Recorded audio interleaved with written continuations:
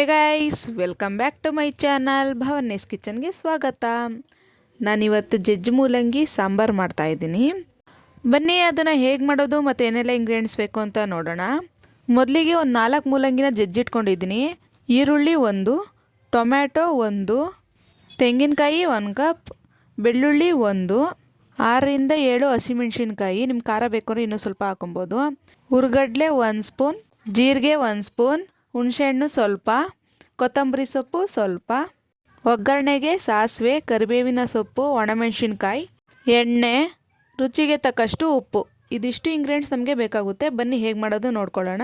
ಇವಾಗ ಸಾಂಬಾರಿಗೆ ಮಸಾಲೆ ರೆಡಿ ಮಾಡ್ಕೊಳ್ಳೋಣ. ಅದಕ್ಕೆ ಫಸ್ಟ್ ಒಂದು ಜಾರ್ ತಗೊಂಡು ಅದಕ್ಕೆ ತೆಂಗಿನಕಾಯಿ, ಈರುಳ್ಳಿ, ಹುರ್ಗಡ್ಲೆ, ಜೀರಿಗೆ, ಬೆಳ್ಳುಳ್ಳಿ, ಹಸಿಮೆಣಸಿನಕಾಯಿ, ಹುಣಸೆಹಣ್ಣು, ಟೊಮ್ಯಾಟೊ, ಕೊತ್ತಂಬರಿ ಸೊಪ್ಪು, ಸ್ವಲ್ಪ ನೀರು, ಇದಿಷ್ಟು ಹಾಕ್ಕೊಂಡು ರುಬ್ಕೊಬೇಕು.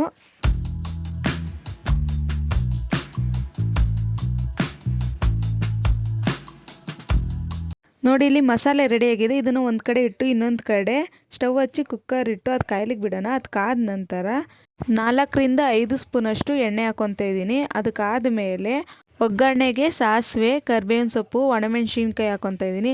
ನಂತರ ಇದಕ್ಕೆ ಜಜ್ಜಿಟ್ಕೊಂಡಿರೋ ಮೂಲಂಗಿ ಹಾಕ್ಕೊಂಡು ಫ್ರೈ ಮಾಡ್ಕೊತಾ ಇದ್ದೀನಿ. ಎಣ್ಣೆನಲ್ಲಿ ಸ್ವಲ್ಪ ಚೆನ್ನಾಗಿ ಫ್ರೈ ಮಾಡ್ಕೊಬೇಕು.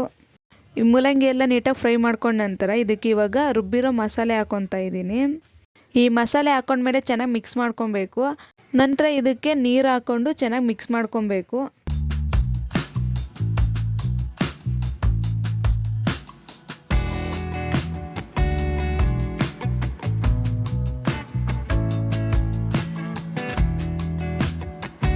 ನೋಡಿ, ಇಲ್ಲಿ ನೀರು ಹಾಕ್ಕೊಂಡು ಚೆನ್ನಾಗಿ ಮಿಕ್ಸ್ ಮಾಡ್ಕೊಂಡಿದ್ದೀನಿ.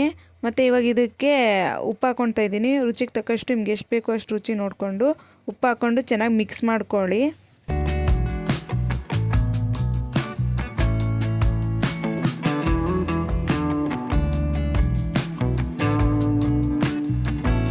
ನಂತರ ಇವಾಗ ಕೊತ್ತಂಬರಿ ಸೊಪ್ಪು ಹಾಕ್ಕೊಂಡು ಮಿಕ್ಸ್ ಮಾಡ್ಕೊತಾ ಇದ್ದೀನಿ.